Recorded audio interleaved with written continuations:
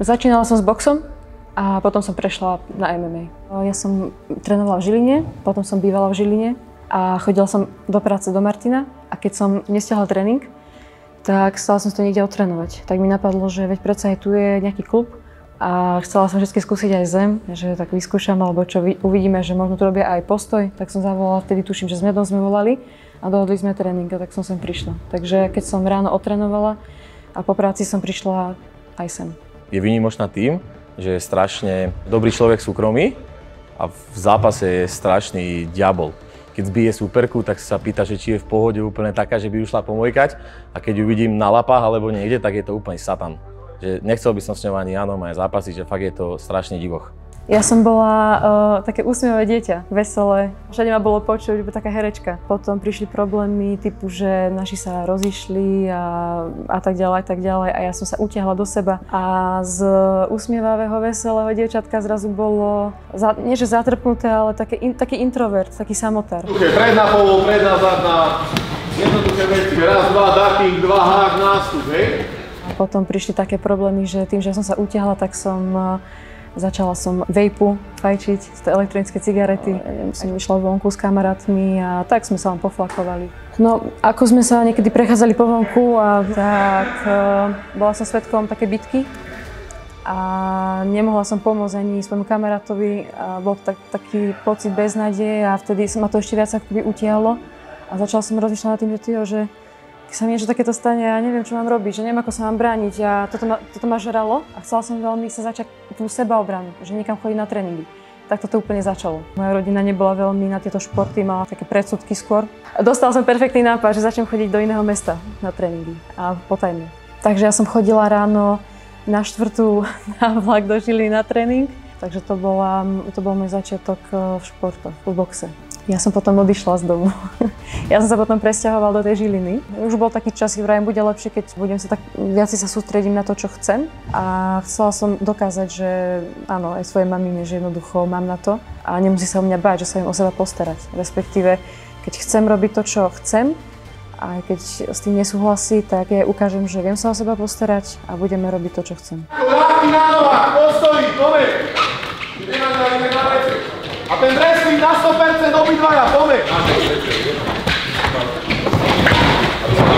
Iba ruku a vysaď. Ja zvyklad pánku von.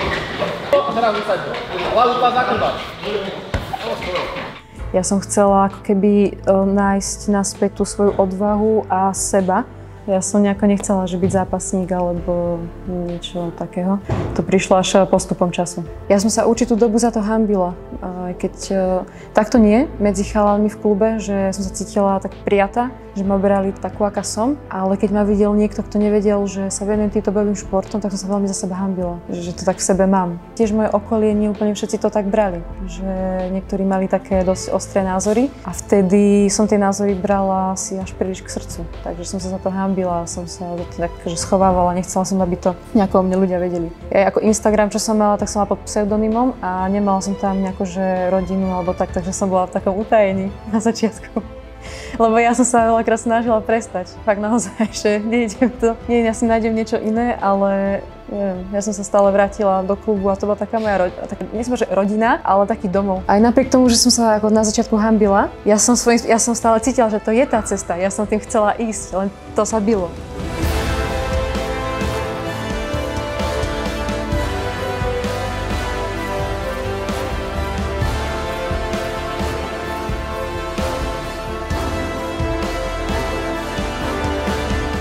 Zdravotné problémy prišli potom, pretože ja som to veľmi hrotila. Tým, že ja som chodila aj na tréningy, do práce, do školy. Potom som pila veľa kofeínu a takto som sa prepracovala až na to, že som skolabovala a zostala som v nemocnici. Naučilo ma to sa viacej o seba starať, pretože tým, že ja som chcela mňa to veľmi chytilo a aj celkovo nie že tá atmosféra, ale ľudí, ktorých som postretávala, ja som si tam našla taký domov.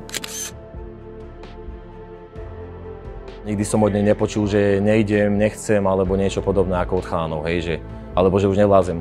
Videl som jej na lapách 1000-krát modré pery a že už jej neprúdil kyslík a nikdy nepovedala, že dosť. Je extrémne silný človek. hej, podľa mňa ako osobnosť, takže to jej určite pomáha aj v tých bojových športoch. Hady chovám preto, pretože psa som si nemohla zaobstarať najprv. Ja som sa veľmi psa a celkovo mám blízko k zvieratám. Som mala veľa zvierat. Morčatá som mala, Fredku a hada som veľmi chcela od malička.